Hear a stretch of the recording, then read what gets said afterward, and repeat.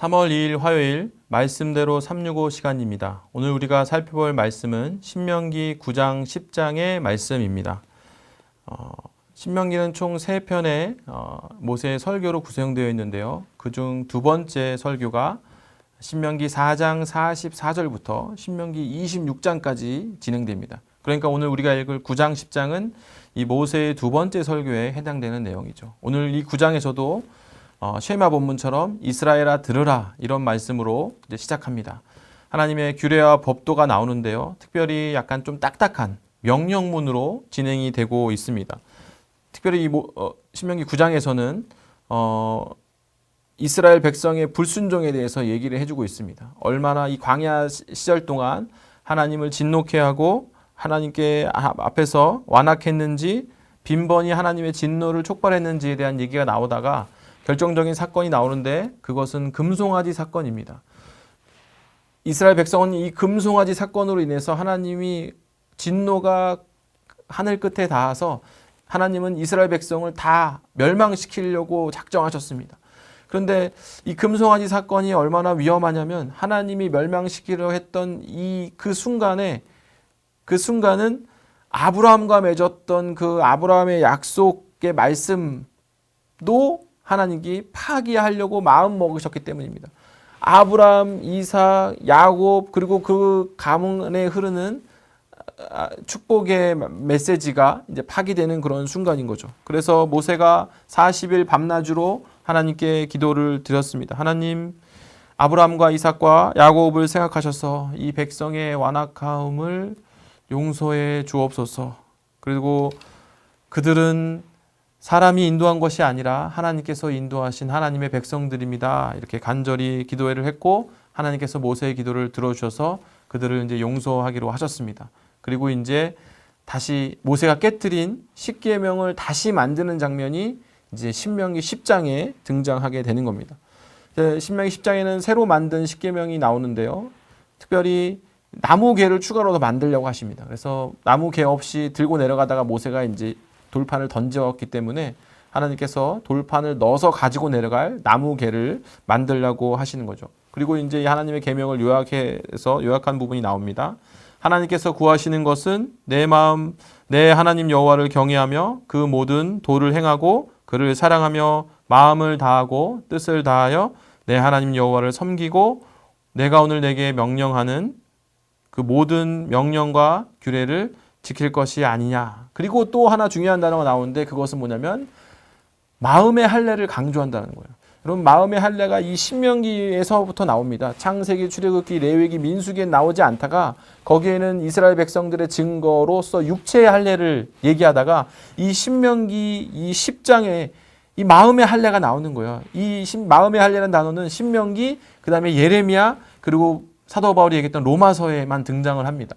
그래서 이 마음의 할례를 강조하면서 육신의 자녀가 하나님의 자녀가 아니라 약속의 자녀, 이 마음의 할례를 한 거듭난 사람들이 하나님의 자녀라는 것을 강조하고 있는 거죠. 그러니까 하나님은 우리의 종교적 행위를 보시는 것이 아니라 중심을 보신다라는 것을 얘기를 하고 있는 겁니다. 다시 한번 강조드리지만 이제 문성 공동체, 바벨론 포로기한 공동체에서는 그들이 실패했던 이유를 간절히 찾으면서 그들이 너무 육체의 할례에만 집중했다라는 걸 회개하고 마음의 할례가 중요함을 강조하고 있는 겁니다. 그리고 마지막으로 하나님께서 야곱 가문 70명을 이렇게 이스라엘의 별과 같이 많이 만드셨다라는 하나님께 찬양하면서 이 10장을 마무리하고 있습니다. 오늘 우리도 그러한 마음의 할례를 통해서 주신 말씀에 은혜 받으시고 말씀대로 365를 통해서 승리하시기를 소망합니다. 3월 2일 화요일입니다. 오늘 함께 하실 말씀은 신명기 10장 12절에서 13절입니다. 이스라엘아, 네 하나님 여호와께서 네게 요구하시는 것이 무엇이냐? 곧 네 하나님 여호와를 경외하여 그의 모든 도를 행하고 그를 사랑하며 마음을 다하고 뜻을 다하여 네 하나님 여호와를 섬기고 내가 오늘 네 행복을 위하여 네게 명하는 여호와의 명령과 규례를 지킬 것이 아니냐. 아멘. 사는 동안에 많은 분들을 만나죠. 그런데 그 관계가 다 같은 건 아닙니다. 예를 들면 우리보다 나이가 많이 적거나 또 여러 가지 형편이 어려운 일을 만날 때는 우리가 밥도 사고 우리가 선물도 주고 이렇게 베풀죠. 그런데 비슷한 분을 만나면 한 번은 그분이 나를 대접해 주기도 하고 또 내가 대접해 주기도 하고 선물을 내가 받을 때도 있고 드릴 때도 있고 이렇게 합니다.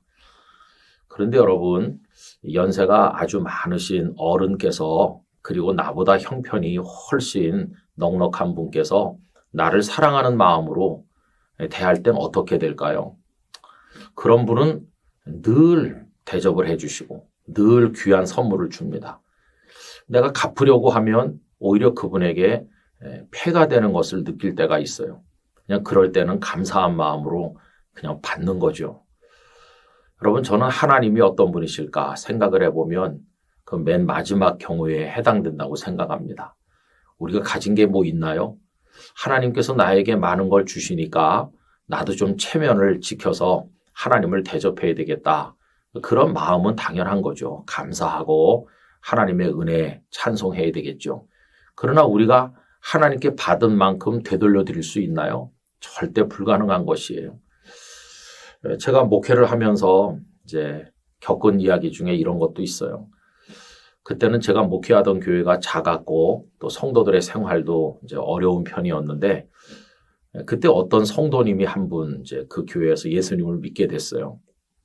근데 그분은 비교적 경제적 여유가 있었는데 예배당에 커튼이 낡았다고 모든 커튼을 새로 하셨어요. 그 다음에 오래된 예배용 장의자 너무 딱딱하고 낡았기 때문에 이제 우리 앉는 부분 그리고 등이 닿는 부분에 레자를 다 붙이게 됐는데 그 공사비가 상당했거든요. 그걸 그분이 다 전액 부담하셨어요. 그러다가 예배당을 또 짓게 되니까 자신의 공장 건물과 살고 계신 주택을 저당물로 담보물로 제공을 해주셔서 은행 융자를 받아서 교회가 사용하도록 하셨습니다. 그리고는 새 예배당에 입당할 때 상당한 거액의 오르간을 그분이 또 봉헌하셨어요. 그리고 저 목사를 위해서 목회용 승용차를 2번이나 그분이 사서 교회에다 헌납해 주심으로 제가 사용을 했습니다. 그러니까 늘 마음에 좀 고심이 됐어요. 아유, 그분이 교회를 위해서나 이렇게 크게 헌신하시고 베푸시는데 하나님 앞에 헌신하는데 내가 좀 뭐 그분께 드릴 게 없을까 이런 고심을 했던 게 사실이에요. 근데 나중에 깨닫고 보니까 제 능력으로 갚을 수 있는 게 아니에요.